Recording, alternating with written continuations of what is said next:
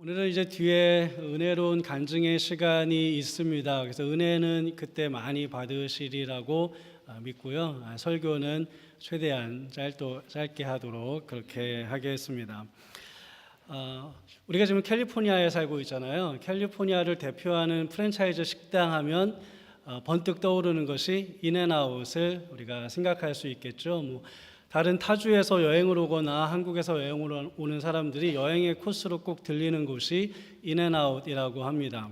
근데 그 인앤아웃이라는 상호명이 바로 오늘 우리가 읽은 본문에 나온 성경 구절에서 따왔다는 것을 알고 계십니까? 10장 9절에 보면 세 번역에는 드나들면서, 여러분이 가지고 있는 성경에 보면 들어가며 나오며 이런 말이 있는데, 이 말이 영어로, 물론 영어 버전마다 조금씩 다른데요, 많이 나와 있는 영어 버전이 go in and out 이겁니다. 그래서 창업주가 바로 이 말씀에서 그 in and out이라는 상호명을 지었습니다. 알아도 되고 몰라도 되는데 알고 드시면 더 영육간에 강건해지지 않을까 해서 잠깐 말씀을 드렸습니다. 우리는 지난주에 천박과 나태와 또 거만이라는 사람이 계속 잠을 잤다는 이야기까지 들려드렸는데요. 다시 잠든 그들을 뒤로하고 이 크리스찬이 다시 길을 떠났습니다. 길을 가고 있는데 갑자기 그 좁은 길이 아마 담이 이렇게 쳐져 있었나 봐요. 근데 그 좁은 길 안으로 담을 넘어 들어오는 두 사람이 있었습니다. 깜짝 놀라서 뛰어가서 여보시오, 여기는 담을 넘어서 들어오는 곳이 아니요, 저 문으로 해서 들어와야지요 라고 그들에게 그렇게 이야기를 해줍니다. 그들의 이름은 한 사람은 허레이고 한 사람은 위선이었습니다. 크리스찬은 그들의 행위에 깜짝 놀라서 그렇게 이야기를 해주었는데, 듣고 있던 허레와 위선이라는 사람은 아무렇지도 않다는 듯이 이야기하기를, 내가 살고 있는 헛된 영광이라는 도시에 사는 많은 사람들은 지금까지 1000년 동안 이 길을 이런 식으로 들어왔소, 아무 문제가 없소 라고 이야기를 하는 겁니다. 거기에서 둘이 조금 논쟁이 붙었는데, 그 논쟁 중에 나온 대화가 바로 오늘 주보에 실은 그런 대화입니다. 허레와 위선은 좁은 문을 통과하고 십자가 언덕을 넘어온 크리스찬 당신이나 중간에 담을 훌쩍 넘어서 도둑처럼 몰래 이렇게 들어온 우리나 다 똑같은 거요 라고 이야기를 하죠. 다만 그들이 보니까 당신과 내가 틀린 것은 딱 한 가지가 있는 것 같아요. 당신 옷이 좀 우리랑 틀리네요. 근데 그 옷도 사실 별 볼 일 없어 보입니다. 이렇게 허레와 위선이 이야기를 합니다.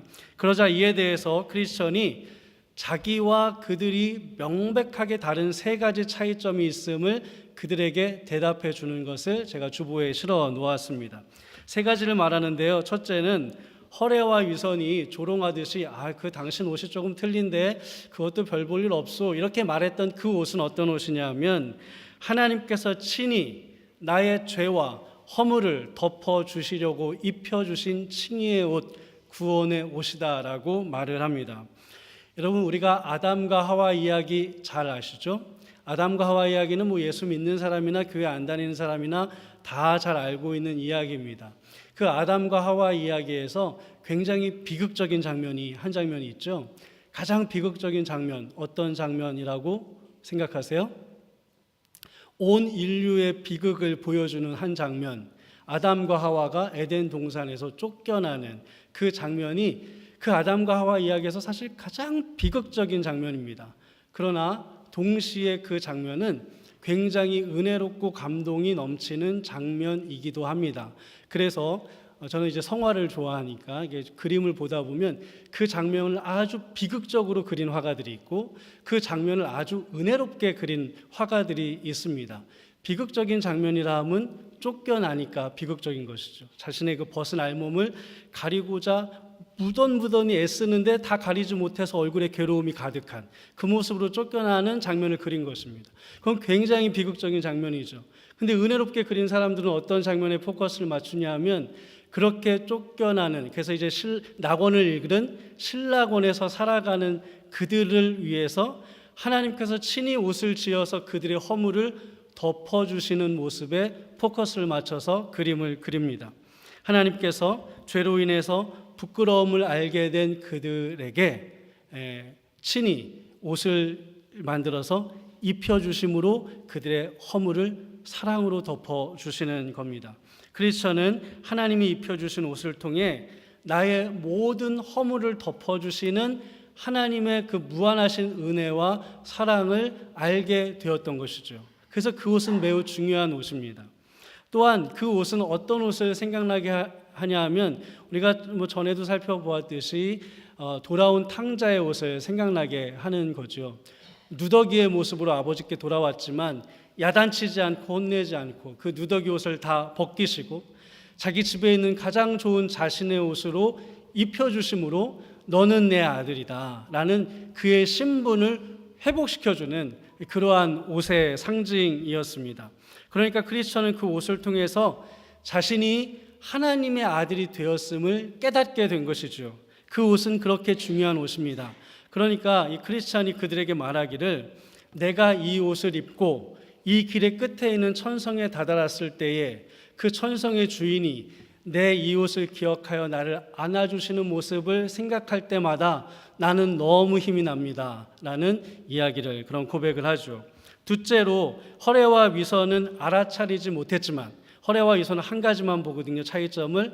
옷이 틀리군요. 근데 크리스천이 아니다 그런 거예요. 옷만 틀린 게 아니다. 당신네들은 알아채지 못했겠지만 크리스천의 이마에는 그들에게는 없는 성령의 날인이 새겨져 있었던 것이죠. 이 날인, 이 인치심, 미리 설명을 드렸죠. 이게 뭐라고 했습니까? 이 성령의 날인은 너는 내 것, 너는 내 책임이라는 성령의 사인이라고 했습니다. 여러분, 이렇게 거듭난 모든 성도들은 성령께서 주시는 너는 내 것이라는 사인을 갖고 있어야 됩니다. 우리 옆분들 이마를 한번 잠깐 좀 보실까요? 그 날인이 보이십니까? 안 보이십니까? 안 보이시면 그건 누구 잘못일까요?